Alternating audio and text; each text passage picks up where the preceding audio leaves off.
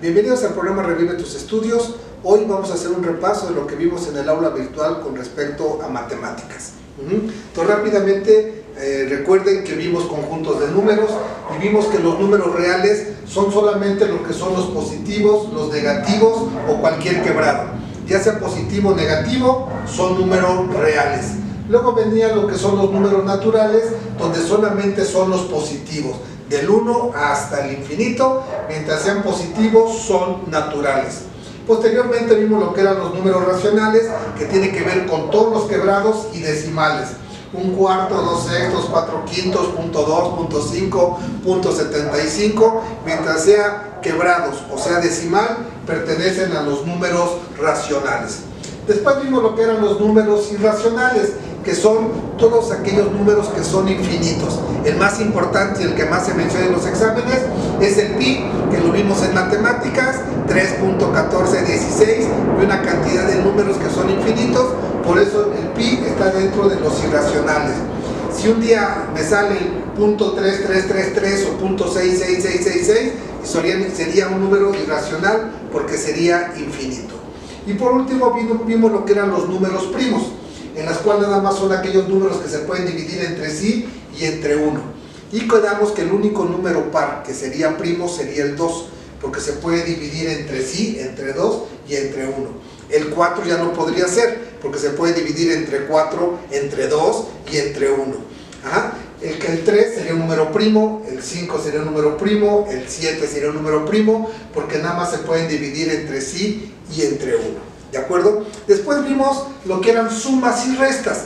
Y un tip que le dimos era manzanas con manzanas, peras con peras. ¿Qué significa esto? Que nada más debo de sumar los que sean similares. Por ejemplo, el 4 menos 6 más 8 menos 3 más 2 menos 1 es igual. Voy a sumar los positivos.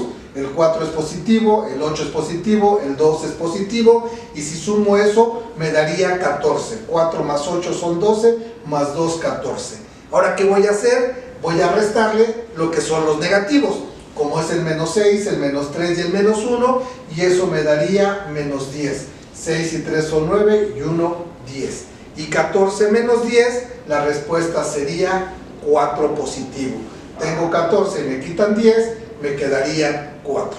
Ahora fíjense, lo que hicimos después de una suma normal, ahora esa misma suma, pero le estoy poniendo una variable. A esta x se le conoce como variable. 4x menos 6x más 8x menos 3x más 2x, y en lugar de ponerle menos 1, le puse menos x, porque por el simple hecho de estar la letra o la variable significa que vale 1. Hago exactamente lo mismo. Sumo primero los positivos, y si sumo los positivos me va a dar igual 14, pero ahora son 14x porque todos tenían x. Menos, ahora le voy a restar los negativos, 6 y 3 son 9, y este por el simple hecho de estar vale 1, sería 10. Por lo tanto sería menos 10x, y la respuesta sería 4x. Si se fijan es lo mismo, nada más que ahora con variables.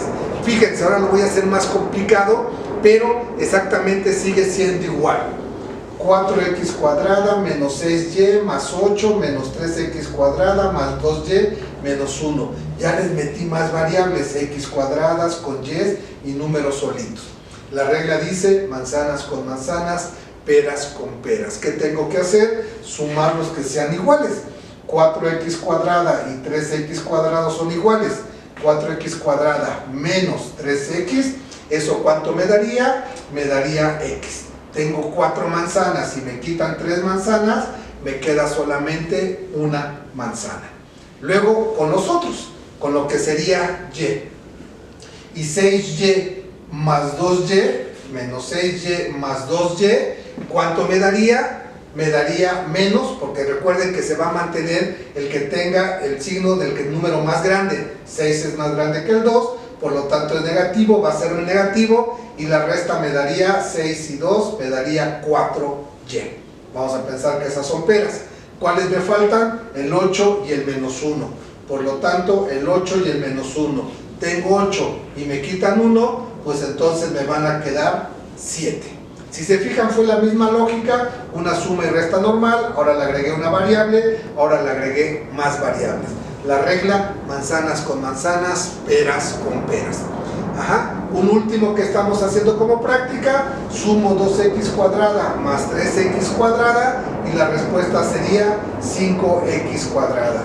Luego lo que serían los y's, y por un lado está menos 5y y por el otro lado más 7y, y lo que sería la diferencia de esto sería más 2y, porque el 7 es más grande que el 5, tiene signo positivo, se queda el positivo y la diferencia sería 2. Y al final el menos 4, que no tengo con quién sumarlo, pues lo dejo exactamente igual y lo dejo como menos 4. Manzanas con manzanas, peras con peras. Ahora vamos a ver a otra cosa diferente, porque las matemáticas no tienen que ir forzosamente en orden. Puedo manejarlo bajo diferentes temas y la idea es que lo comprendan y lo razonen. Por ejemplo, si me ponen un elemento 3x a la quinta, ¿qué significa el 3? El 3 significa lo que sería el coeficiente. ¿Qué significa la x? Variable o literal, y el 5 se le conoce como exponente o lo que sería grado. Si se fijan, estos son un solo elemento. Por lo tanto, cuando es un elemento se le conoce como monomio, con un coeficiente 3 y con un grado o exponente, pero se va a conocer como grado 5. Ahora, si me ponen 4x6 menos 5y cuadrada, ¿cuántos elementos tiene? Tiene 2 elementos, por lo tanto ahora va a ser un binomio, porque son 2 elementos. ¿Con qué grado? Dices, tiene el 6 y el 2. Cuando tengas más de 2 elementos o 2 o más elementos, voy a tomar el que tenga el exponente más grande y ese va a ser el grado. Grado 6 y su coeficiente principal. Hay 2, pero como este tiene el exponente más grande, este se toma como el coeficiente principal y el coeficiente principal es 4.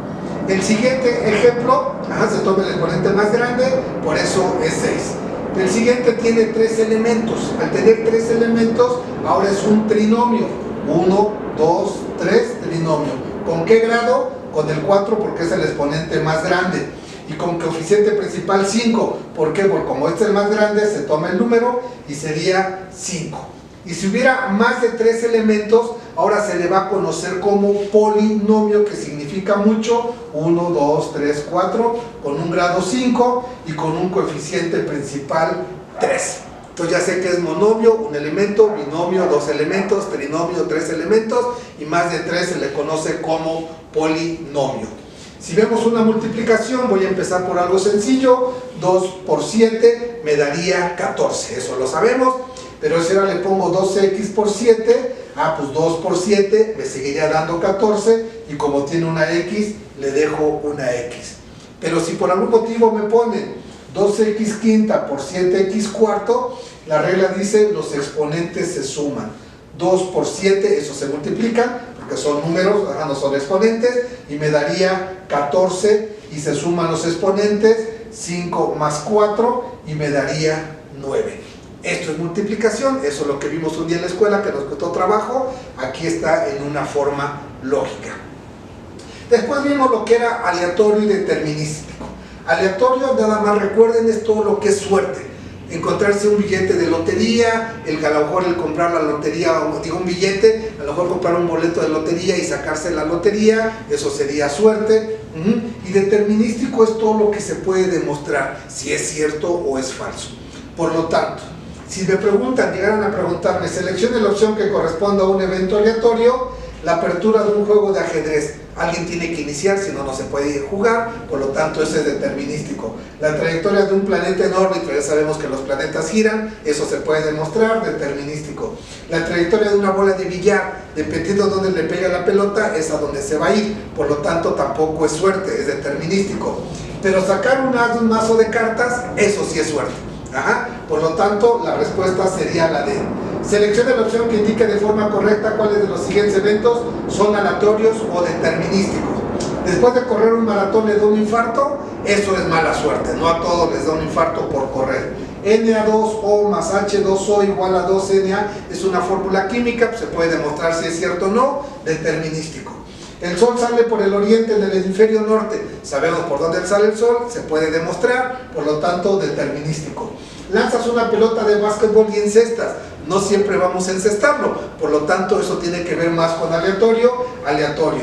y un electrón tiene una carga negativa. Se puede demostrar que los electrones pueden tener carga negativa, por lo tanto es determinístico, y así es, lo que quede claro: aleatorio todo lo que sea suerte, determinístico todo lo que se pueda comprobar. Luego vimos como último tema lo que era el plano cartesiano, y en el plano cartesiano mencionamos que son dos líneas: una horizontal, que por lo general siempre es la X, y una línea vertical, que siempre es la Y. Pero a la línea horizontal se le conoce como abscisas, a la línea vertical se le conoce como ordenadas. Y a este punto donde se intersecta la X y la Y se le conoce como punto de origen. Y un plano cartesiano se divide en 4 cuadrantes: 1 arriba a la derecha, 2 abajo, 3 y del lado derecho 4. Eso se le conoce como cuadrantes. Y si me llegan a pedir la coordenada de un punto en un plano cartesiano, lo que voy a hacer es unirlo a la línea vertical, a la línea horizontal, para poder identificar el cuadrante. Y siempre los cuadrantes van a tener que tener una coordenada X y una coordenada Y. Del punto de origen, si cuento a la derecha, positivo; si cuento a la izquierda, negativo; si cuento hacia arriba, positivo; y si cuento hacia abajo, negativo. ¿Cuál es la coordenada del punto A? Siempre primero es X. Del punto de origen cuento 1, 2, 3. Como conté a la izquierda es menos 3. Y luego del punto de origen hacia arriba, 1, 2, 3, 4, 5, 6, 7.